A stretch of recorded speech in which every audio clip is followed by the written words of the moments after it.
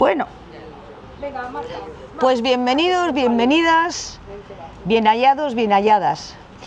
¿Qué vamos a hacer? Pues vamos a recorrer un poco el cementerio para visitar a nuestros poetas y a nuestros literatos también, aunque de los literatos no leamos fragmentos de sus obras, porque probablemente sería... Entonces ya no es hora y media, ahora ya es para la cena, sino...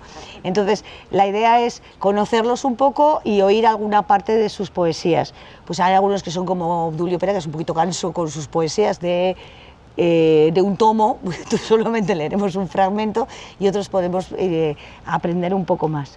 Y el primero que vamos a... ¿Ese o yo? Es el misterio del... Bueno, vamos a hacer, primero os cuento, para que digáis, joder, qué paliza, no, no es tanto, ¿vale?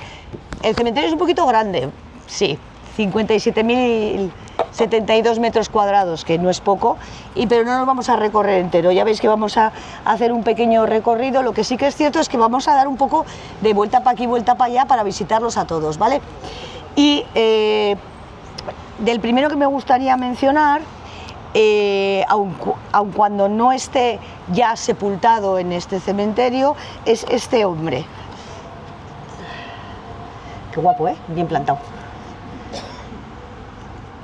Urquiaga, la Guaseta, Esteban Urquiaga, la Guaseta, que este hombre, sabéis que fue un renovador de la poesía en euskera, que estudió en el seminario, que tradujo a Lorca al euskera con la autorización de Lorca, que cuando estalló la sublevación, pues evidentemente se puso del bando legítimo, y lo que se convirtió en comandante de intendencia, es decir, no participaba en la lucha armada, y cuando estaba enseñando las ruinas de Guernica a un periodista francés, de Le Petit Giron, pues míralos, lo que faltaban. Welcome, bienvenido. Acabamos de empezar presentando... Una visita guiada por error. Nos hemos ido. Os habéis pegado. Ah, ¿y qué tal? ¿Bien? Pues al no verte hemos dicho... ¿Y bien, a gusto? No será tan puro el Carmen, y luego lo asesinaron. Y en un principio estuvo enterrado en una fosa común en la 21, luego trasladaron sus restos a Virgen Blanca, a unos panteones de las pompas fúnebres de la Virgen Blanca, pero ya al fin sus restos fueron trasladados al panteón familiar en Musquis y ahí está. Pero yo creo que merece la pena también recordarlo aunque no esté ahí. Y entonces voy a buscar a Elisa, que no la veo, para que tenga la cortesía de ella, que lo va a pronunciar bastante mejor que yo. Os leo uno de sus poemas. Este.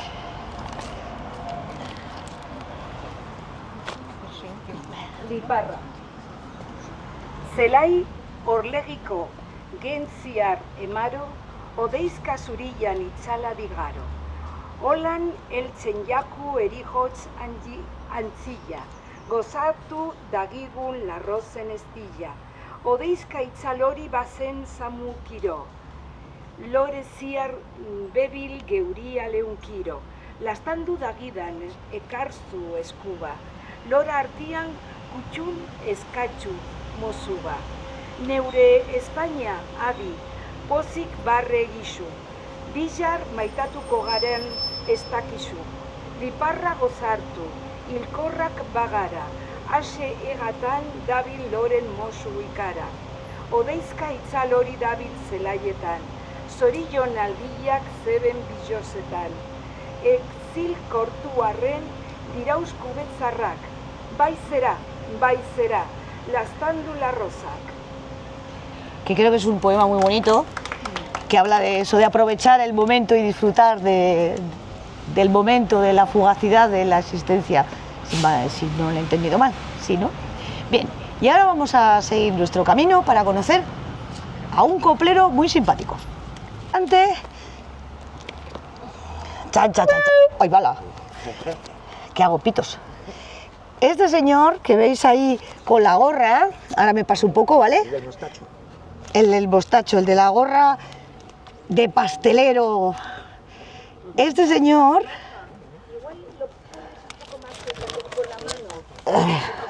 Pues se me va como era de trabajo. A ver, un segundo. ¿Lo veis? Este señor de aquí Ese es Manuel García de la Peña, que firmaba sus coplas como el abate merengorum. Era pastelero. Es más, por matrimonio se convirtió en pastelero de Goya, porque se casó con una Goya. ¿Sabéis en la calle Dato que hay una tiendecita de Goya al lado de la tiendecita de Goya? Más adelante, una más pequeña. ¿Qué han cerrado? Que ha cerrado, pobrecito, no le digas eso que se me va a pegar un disgusto. Esa era su pastelería. Al casarse con su mujer, pues las dos se convirtieron en pastelería Goya. ¿Quién Y de ellos es? este señor del mostacho tan... El de los bigotes y el sombrerico, ¿lo veis? Que era un señor muy cachondo. Y hacía coplas. Y os voy a contar una de las coplas. A ver, que me faltan manos igual. O Pedrín. Y espérate que me saque las gafas porque una ya tiene una edad. ¿Qué le vamos a hacer? ¿Queréis algún recuerdo que sepa gloria de los tiempos pasados de mi Vitoria? Si lo deseas, pronto saco mi lira, con cánticos al pueblo que fue mi vida. Porque traté a modistas y cerilleras y hasta les eché flores a las naiperas. Por eso quiero recordar esos tiempos cuando Romero. Porque soy de Vitoria enamorado, de este pueblo tan culto que yo he cantado. ¿Un disparate? Es un atrevimiento del pobre abate.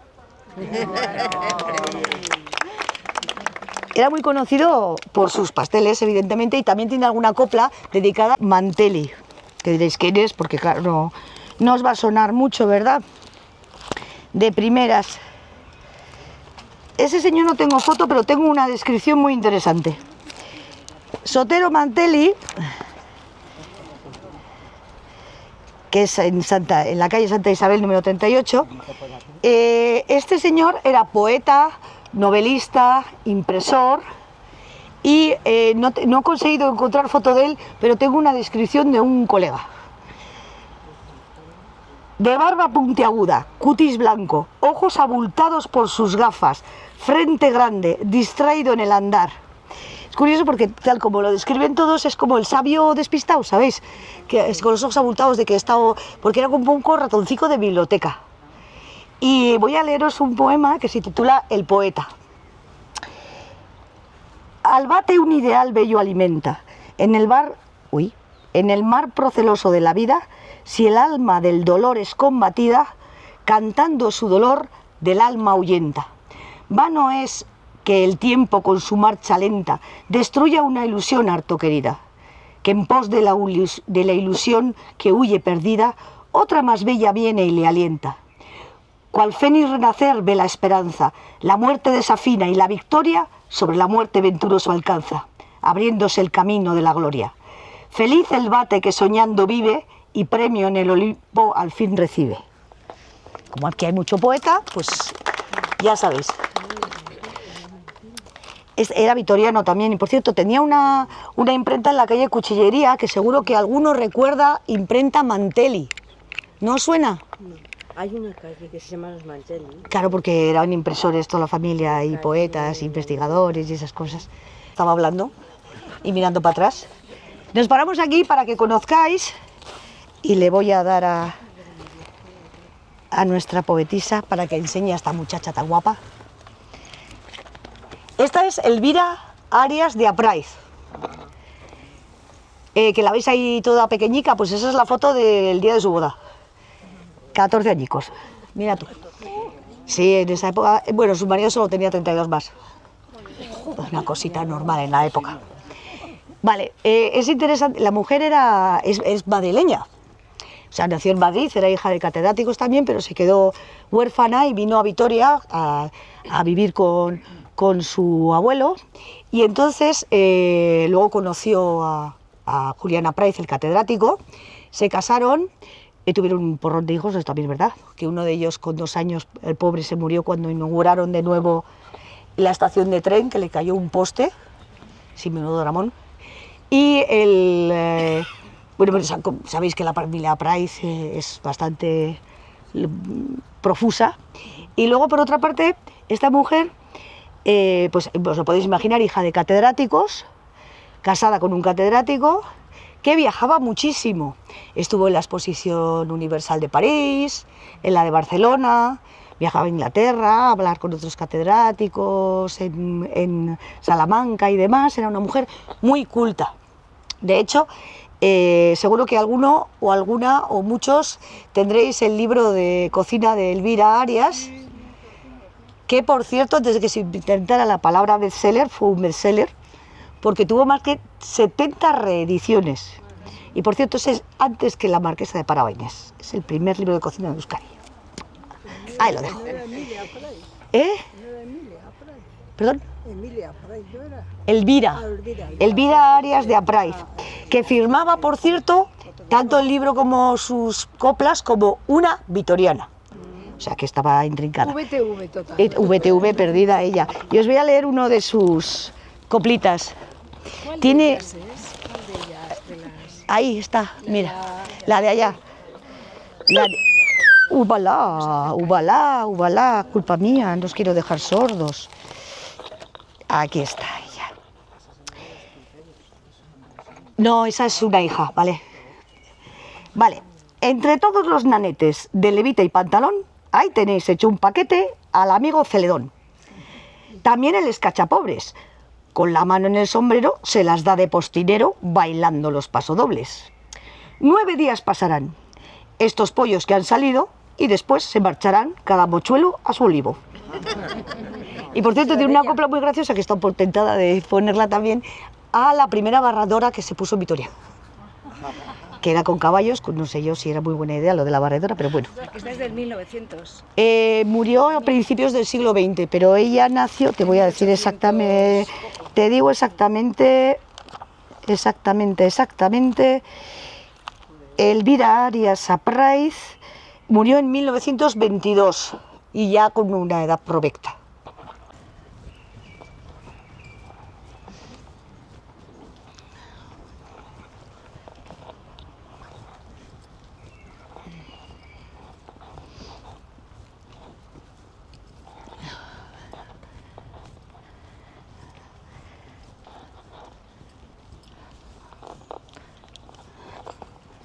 Para que no chufle.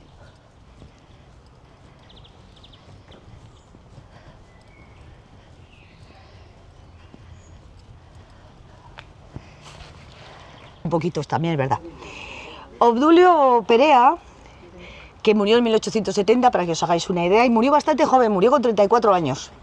También un poeta romántico que no se muera joven, pues es que no es decente ni nada de nada. Este hombre... bueno, estuve estudiando y tal, y parecía que se iba a dedicar al comercio. Pero entonces se murió su padre, y ya sabéis que en esa época, madre sola con 2 hermanos, pues tiene que haber un tutor. Y entonces le dijeron, vuelve a casa, corazón, y volvió.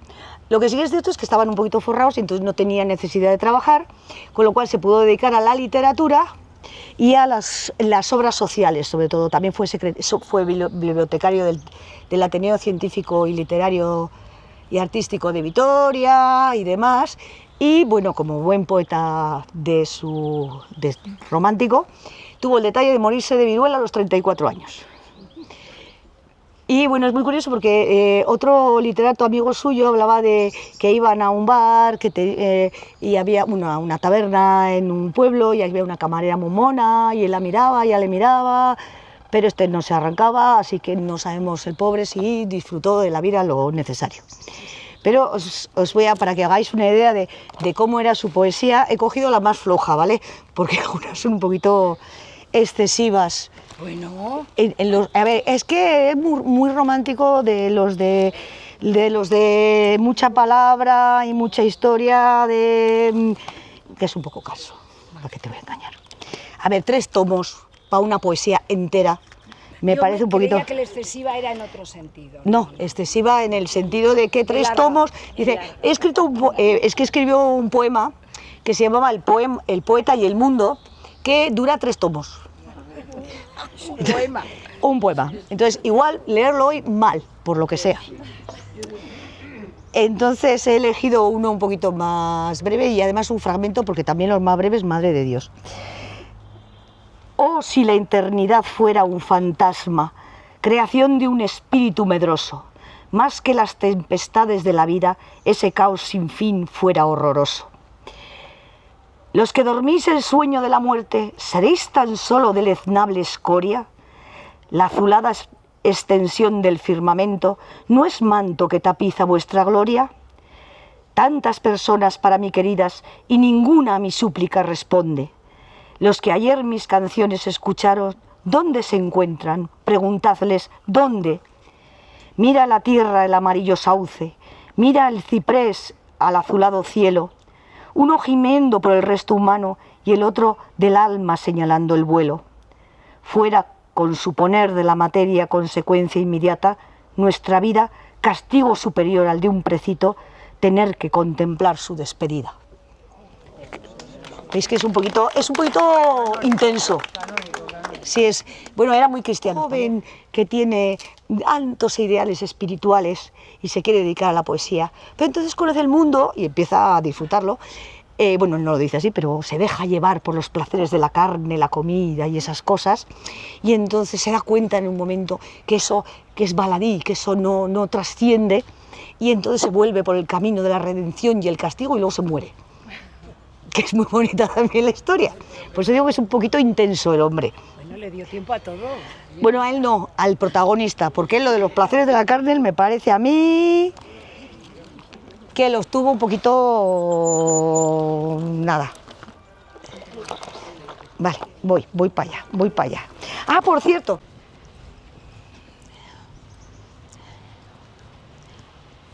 Uf, qué caloraco hace aquí, ¿eh? Bueno, nos paramos enfrente del número 68, que diréis, ¿y esto? Pues bueno, la ejecución, pues ya sabemos lo que es, el granito. El panteón original era de piedra, era mucho más bonito, aunque en realidad la posesión se perdió más pronto, quiero decir, porque en este panteón yacía Teresa Luna, que así en frío ni os suena, pero si os digo que era la esposa de Francisco Navarra Villoslada, ahí sí. Ya sabéis que era un gran literato, escribió un montón de obras y demás, y poeta. Este señor, bueno, Teresa Luna no era de buena familia, era vitoriana, pero no era de buena, o sea que no tenía mucho pastizal, pero una mujer que, tal como la describen, estaba llena de virtudes. Y fue a Madrid con motivo de la boda de la reina Isabel y conoció a Francisco Navarra Villoslada, que estaba allí ¿cómo se llama? Funcionario. Tenía puestico fijo el hombre.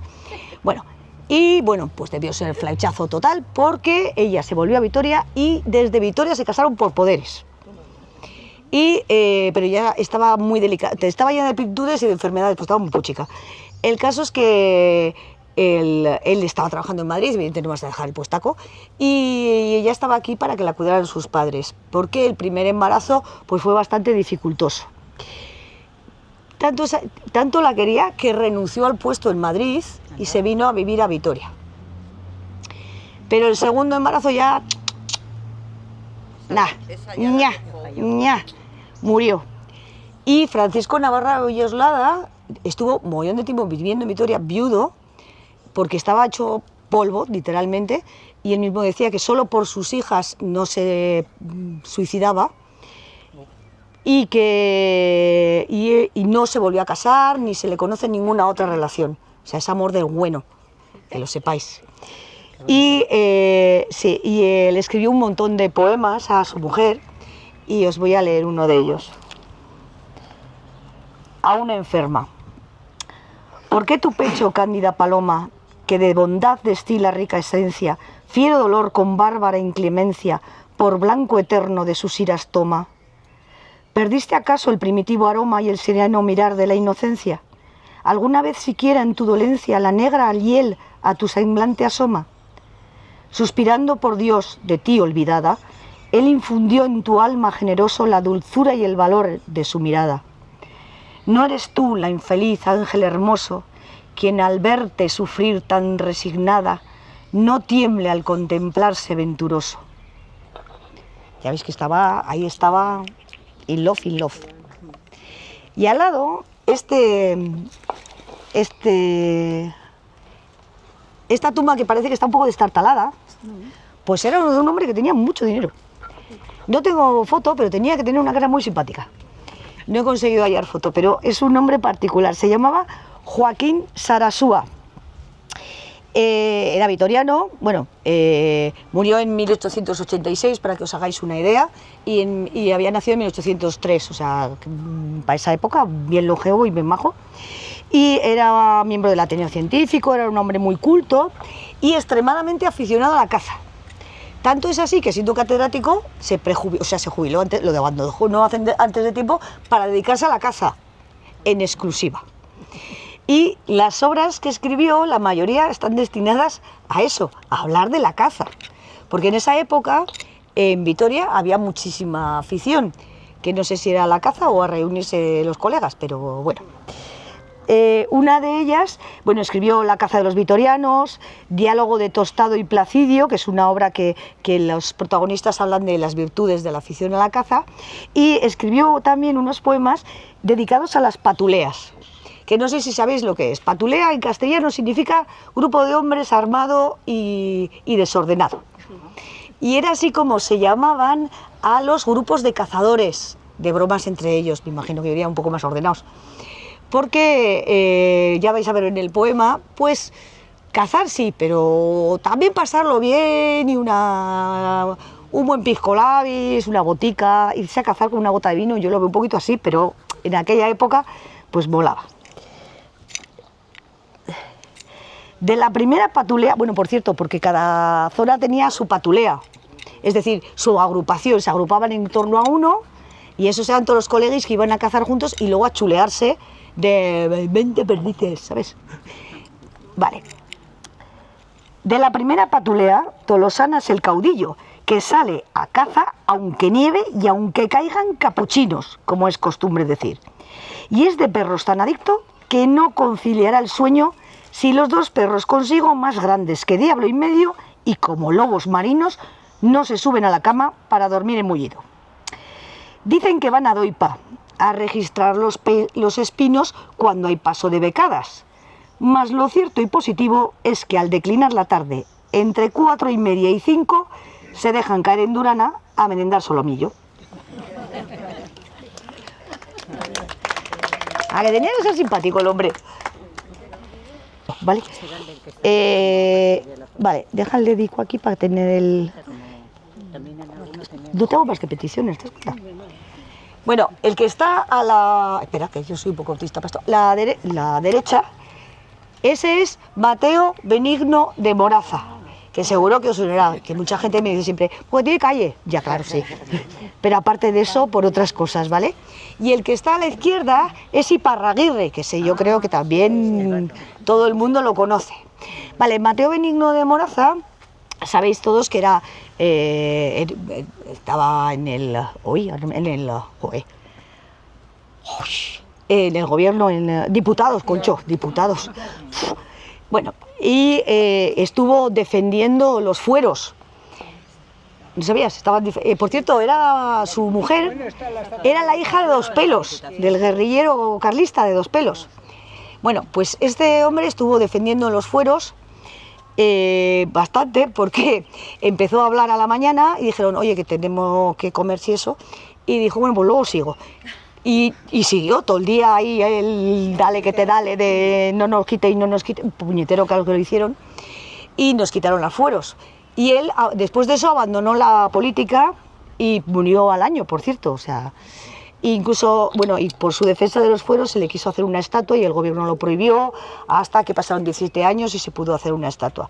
Pero Iparraguirre, sabéis que estaba en el exilio, y Iparraguirre había estudiado en Vitoria, en el mismo sitio, con el mismo maestro que Mateo Benigno de Moraza, con lo cual es muy probable que se conocieran y que tuvieran una amistad, porque cuando regresó Iparraguirre del exilio, sabéis que lo primero que pisó fue Vitoria-Gasteiz, y le hicieron un homenaje en el Hotel Pallarés, que hay una placa, cuando paséis, miráis para arriba y hay una placa que lo confirma, que le hicieron una fiestuki, y entonces ahí él se echó el bercho porque justo acababa de morir Mateo, su amigo.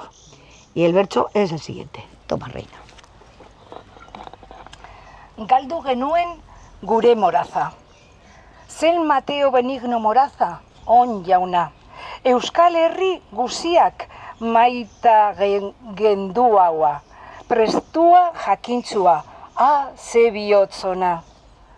Viktoriako semeak, ernai eta nobleak, guztiz maita zituan, fueroku legeak galdu ziradenean, zer nahi gabeak, bieia galdu arre, moraza maiteak. Guk ere behar dugu, morazak bezala, esan beti hil arte, fedea deguta. Gure jangoiko onak laguntien digula, noiz bat, Euskal Herria salbatuko dela. Es que es un euskera... Es que por eso le he dicho, léelo tú, que yo ahí con esas... no. Unos dicen que representa los fueros perdidos, es decir, la ruina de la casa del padre, y otros dicen que lo que representa es la fortaleza. Sabéis que la virtud de la fortaleza se acompaña de una columna rota. Ambas versiones funcionan, porque demostró gran fortaleza y por otra parte también la otra. ¡Hala para allá! ¿Eh? ¡Ay, ay! Así, en plan, la.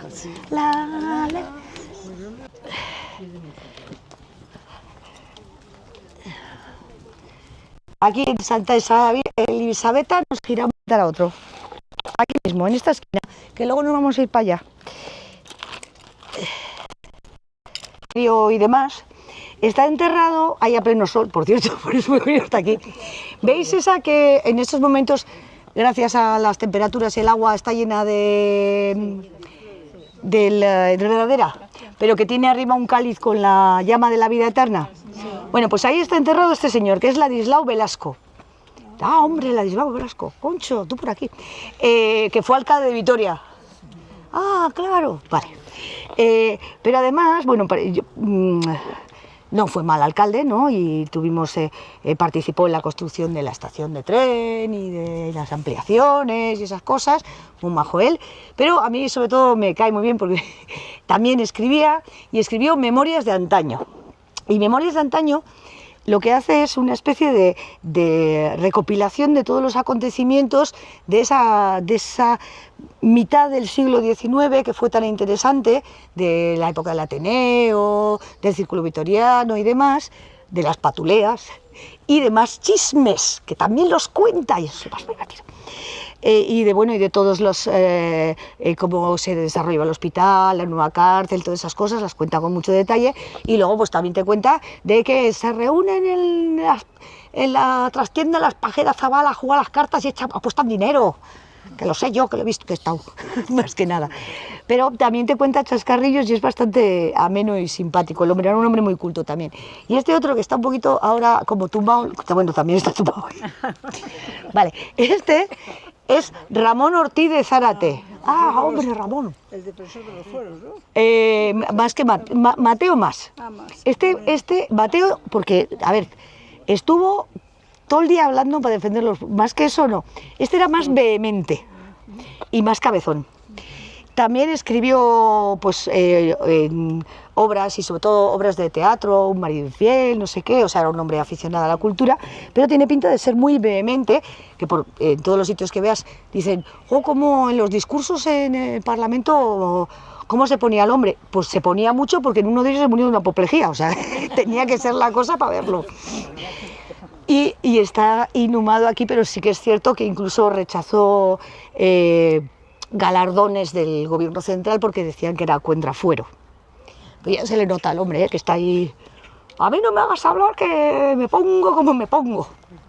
Pues le dio una apoplejía y a los 3 días murió de ello. Muy vehemente. Tiene pinta que sí. Vale, ahora vamos a ir para allá. Hay 3, está Daniel Arrese. Están junticos. Podrán hablar de literatura y sus cosas. Vale, para la eternidad. Vale, este que está aquí, Daniel Arrese, igual no suena tanto, ¿no? Vale, porque era escritor, periodista, lingüista, historiador.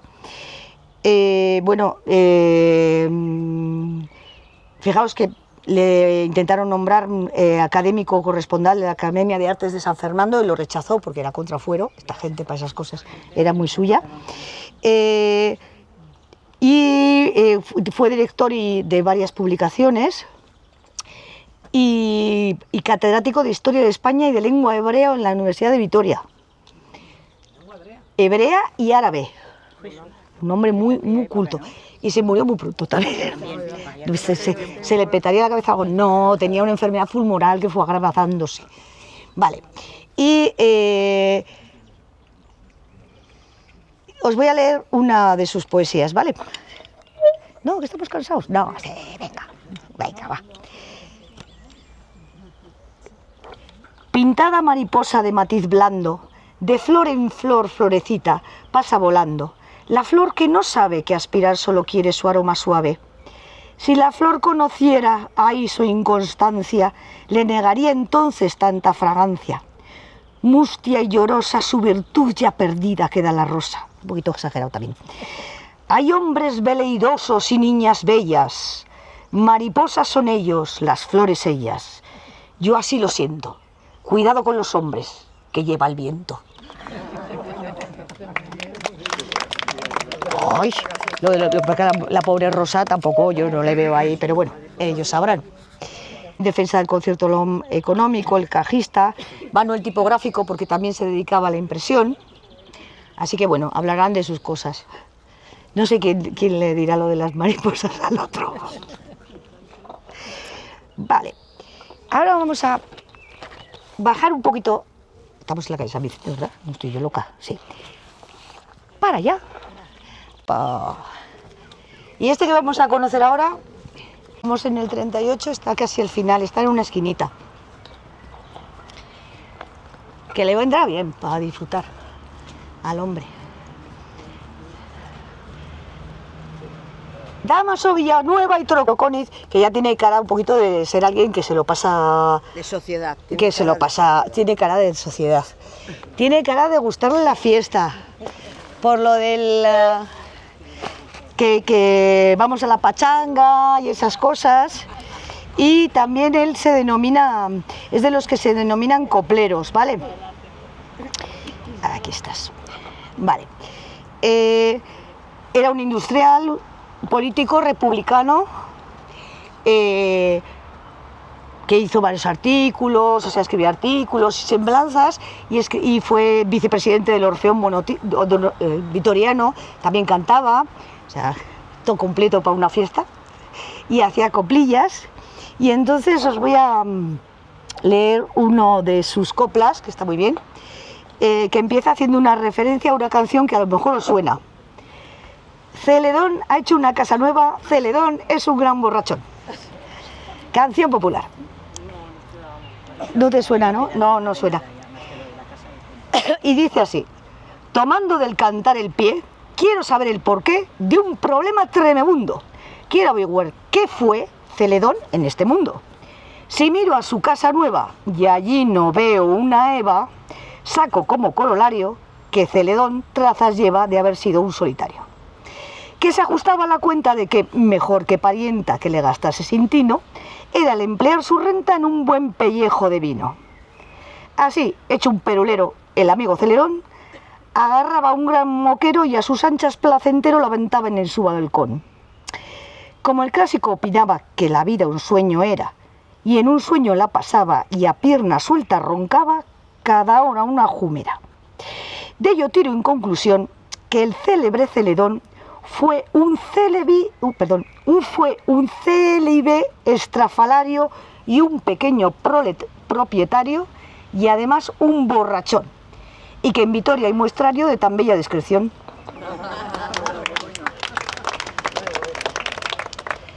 Así que ya os imagináis del carácter que tiene, ¿no?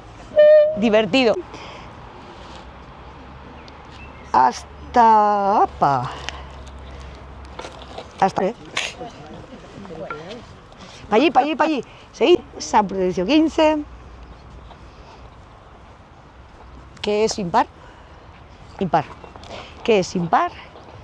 Y es 23, pues me lo he pasado. Joder, no veo nada. San Prudencio 15. ¿Veis el número 15 alguno que no veo porque estoy ciega, perdida? Bueno, a lo que vamos. Ese señor tan simpático que le veis ahí con los amiguitos poniéndole gafas a un burro y poniéndole un libro delante, es Manuel Sáez de Quejana, gran coplero. Y la que está al lado es una de sus hijas, la que está detrás en la otra foto que está ahora oculta. Vale. Este señor, que fue secretario del ayuntamiento, era un gran coplero y era un hombre muy divertido. Ya veis la broma de las fotos haciéndole leer al burro, que iba un poquito con coña de que hay muchos que van de leídos y, bueno, que tenía ese punto de humor un poco tal. Pues como digo, este hombre que era secretario del ayuntamiento, que era un hombre muy culto. De hecho, sabéis que sus hijas donaron la biblioteca que tenía y es la biblioteca quejana, ¿os suena así? ¿No? Pues está muy bien, tiene libros en muchos idiomas y de muchas características, era un hombre muy culto y que siempre estaba pelado de dinero. Una cosa no quita la otra, normalmente es frecuente. Y lo que hacía es... pues eso, sus coplas muchas veces iban en plan de estoy pelado a ver quién me regala una perdicica o algo que tengo necesidad. Y pásamelo por favor. Y también hablaba mucho de la especulación, de la gente que aprovechaba para sacar dinero de los pobres y demás. Y el caso es que sus hijas, una de ellas también le salió coplera y la otra fue... una de las dos primeras mujeres que entró en el Ayuntamiento de Vitoria. Os digo el nombre en concreto porque las confundo. Vale, no son iguales, pero quiero decir que las confundo de nombre. Teresa Sáez de Quejana. Su hermana Carmen era la coplera y Teresa era la que, junto a Encarnación Viana, fueron las primeras mujeres concejalas del Ayuntamiento de Vitoria. Y por cierto, la foto que os habéis visto de ella está disparando porque era una gran tiradora y participó en el conjunto. Manuel Sáez de Quejana murió en 1921, pero murió en Santágueda, porque se le fue un poquito la pelota, un poco bastante. Y entonces murió allí, fue enterrado allí, sus hijas están aquí, él ahí, nosotros aquí. Bueno, el caso es que yo creo que merece la pena que aunque no esté, seguro que ha venido a visitar a sus hijas muchas veces y habremos coincidido. Así que vamos a hacerle un homenaje porque sus amigos cuando murió, porque muchas de sus coplas las improvisaba y las escribía en un papelico. Y entonces todos empezaron a sacar los papelicos para hacerle un libro de homenaje. Y pues basta para hacerlo. Y el libro tiene unos poemas que son divertidísimos y además que están muy al día. Porque cuando habla de los especuladores, vamos, y de los políticos que tal... pues y que mucha medalla, pero me la habéis metido bien, pues eso está muy bien. Vale, este se titula Leña y más leña. Salgo ahora de la oficina y hallo a las gentes de la casa dando gritos, dando saltos y alegres como unas pascuas. Yo me quedo estupefacto, pretendo inquirir la causa de regocijo tan grande, en especial mi cuñada bailando el vals de las olas como una desesperada. Pregunto con insistencia y no contestan palabra, sino que siguen cual locos en una danza macabra. Y yo cruzado de brazos, dudando, ¿quién no dudara?, de si es cierto lo que veo o son brujas o fantasmas. O efecto de hallarme débil, porque desde esta mañana no ha recibido mi estómago más que un triste vaso de agua, que aunque con azucarillo, el azúcar no sobraba. Como todo tiene fin, finaliza al fin la danza. Y procede Teresita a explicarme que la causa de tan inmensa alegría ha sido el que esta mañana persona desconocida dio 3 golpes en la aldaba y que al preguntar ¿quién es?, dijo solo estas palabras: traigo este carro de leña para el señor de Quejana. Dios dé al bienhechor anónimo sus más escogidas gracias, y he de hacerle una advertencia que juzgo muy acertada. Si otra vez me envía leña, que me la envíe serrada, porque el hallar serrador cuesta un ojo de la cara. Y pues os digo de verdad que merece la pena el libro porque es muy divertido y tiene muchos puntos con mucha ironía. Vale. Pez. Blas López fue alcalde de Vitoria. Blas López. Te callé. Sí. Blas López fue alcalde de Vitoria. Pero Blas López era hijo de unos venteros de Treviño. Pero autodidacta, consiguió ser un hombre súper culto y llegó a ser alcalde. ¿Y qué hizo? Preocuparse de que sus hijas, que no podían acceder a una enseñanza arreglada porque no nos dejaban a las mujeres, que tuvieran tutores y él enseñarles para que fueran unas mujeres cultas. Y así lo hizo. Por eso ambas dos pues son extremadamente cultas. Y nuestra querida Joaquina ¿Perdón? Esta. Aquí Blas López y Joaquina. Está con su papi. Y bueno, con su marido, que también murió antes, pues en esa época era común. Vale, pues Joaquina, que ella también nació en la Puebla de Arganzón, escribió muchos versos y muchas coplas y 3 obras de teatro que me ha sido imposible hallar. Teóricamente se estrenaron en Vitoria bueno, teóricamente no, quiero decir, está escrito que se estrenaron en el teatro principal, pero ha sido imposible encontrarlas, no aparece en ningún archivo. La foto la conseguí encontrar en un archivo en Donosti, que no sabían quién era, pero ponía el nombre por detrás y dije yo, concho, la Joaquina, ¿qué hace en Donosti esta mujer? Pues nada, una foto que había aparecido por allí de algún admirador o algo. El caso es que escribió 2 comedias, como os digo, La promesa se cumplió y La romántica de Salas, que no sé yo con ese título, como si nos gustaría mucho, pero bueno. Y como digo, escribió bastantes poemas en diversas revistas que la verdad que me ha sido imposible de encontrar ninguno. Y lo que sí que he encontrado es que, ¿sabéis quién es Carolina Coronado? Sí. Vale, pues esa muchacha se hicieron muy amigas, ¿vale? De ella y de su hermano, Emilio me parece que se llamaba. Bueno, se hicieron muy amigas, pero empezaron un poquito regulín, porque la muchacha esta, la Carolina Herrera, ¿sabéis qué? Herrera. Esa es otra, que también muy maja. Carolina Coronado escribió un libro de viaje por... exactamente... Paseo del Tajo al Rin, que es un paseo bastante hermoso. Bueno, pues esta lo leyó y dijo, ¿pero cómo? ¿Perdona, bonita? Y le escribió para explicar las irregularidades que había detectado al pasar por las Vascongadas. ¿Cómo que Vitoria era bonita? Sin más, o sea, se pica, se nota esto que se pica. Bonita.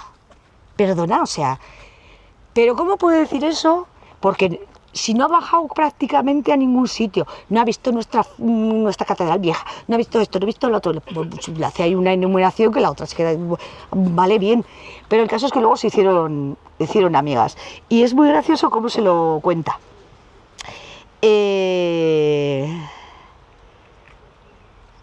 Bueno, esta firmaba como la alavesa, tenemos una de la vitoriana y esta es como la alavesa.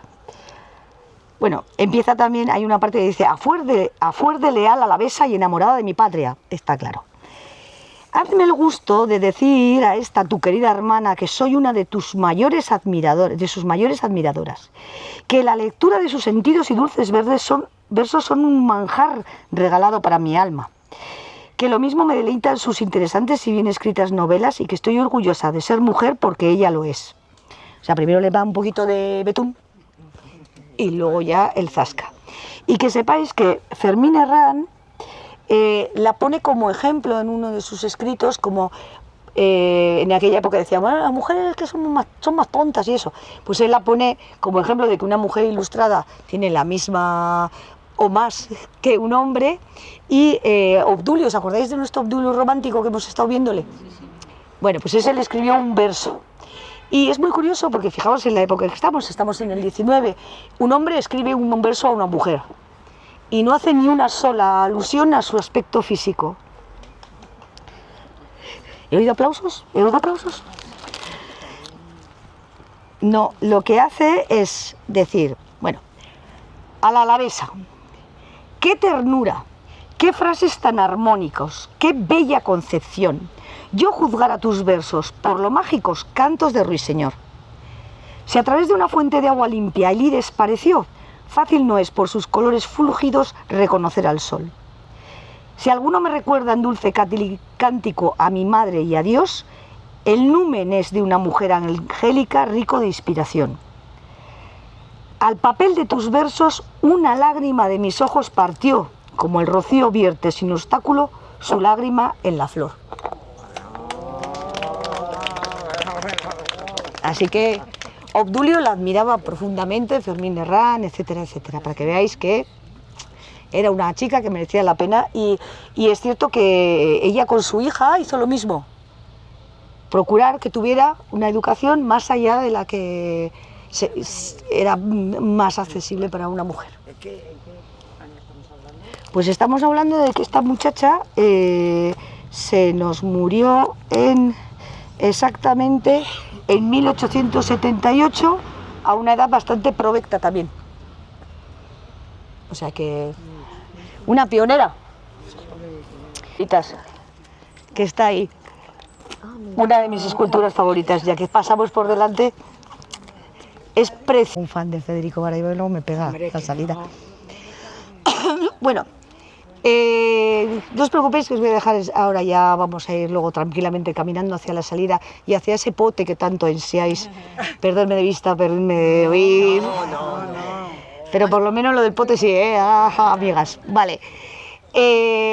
Vamos a concluir nuestro paseo por los poetas y demás. Pues otro día visitaremos a Arminio Madinavitia, que también es un poquito romántico y es un poquito largo también, romántico. Vaya, pregunta por él. ¿Ah, sí? Sí. Luego te digo Ahora dónde te está. Luego te lo presento, si quieres. Bueno, pero con esta calorina veo yo que la gente está a punto de morir. ¿Qué hueco tenemos? Que yo sé dónde hay hueco, pero tampoco me parece.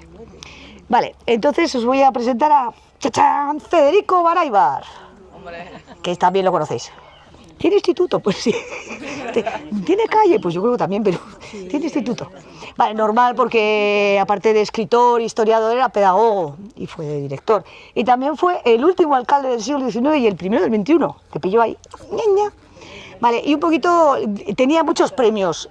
Igual le gustaba también. Del 20, los premios. Del 21, ¿no? Ah, no, del 21 tanto no ha durado, es verdad. Más quisiera él. Pero ya veis que lo de las medallicas y los premios le gustaba más que un tonto una tiza, eso también es verdad. Y ponerse ahí con ellas. Bueno, sí que es cierto que es un hombre muy culto y además os voy a decir que era un gran historiador y aparte de eso político, numismático, etcétera, etcétera, y un ferviente defensor del euskera.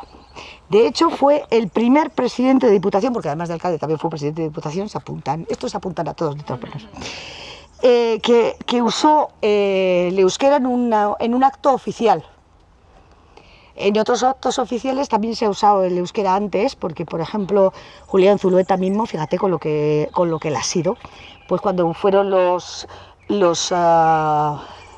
el ejército el pelotón que mandaron para allí para ayudar para que los cubanos no se hicieran independientes, por lo que sea también, es una costumbre que permanece, por cierto, él le recibió con un discurso en euskera, pero en un acto oficial por un presidente de Diputación, Federico Baraybar fue el primero que lo utilizó. Y nos vamos a despedir con y por cierto también iniciador de los estudios de prehistoria en Álava, de una manera ordenada y tal, porque también es cierto que otros muchos del 19 anteriores, mira un hueso, pues lo voy a guardar en la mezquita. Estoy un poquito como con más rigor, sí. Y os voy a leer un poema suyo, porque también era poeta, evidentemente, por eso está aquí, quiere decir en esta reunión que tenemos. La noche. El sol tras de la sierra su luz sepulta, anuncian las campanas que muere el día. La alondra en el aéreo nido se oculta y con la luz fenece su melodía. Invade los espacios la negra noche, los cielos se tachonan de 1000 luceros y las flores repliegan su tierno broche inundando de aromas bosques y oteros. Oh silencio sublime, profunda calma, todo yace tranquilo, plácido sueño. Todo reposa y duerme, menos mi alma que un fantasma persigue con loco empeño. Así el alma se agita, lucha y afana, y en la callada noche lágrimas vierte, viendo que aquí es la dicha, la imagen vana de algo que se halla solo tras de la muerte.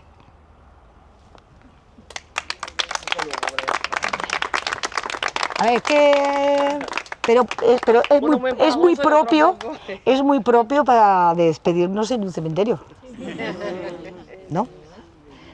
Pues ha sido que son 15, una vez con 2 personas. Le dije y me dijeron, sí, porque así vemos lo que queremos, te preguntamos. ¿Cómo contactamos? Te doy mi número.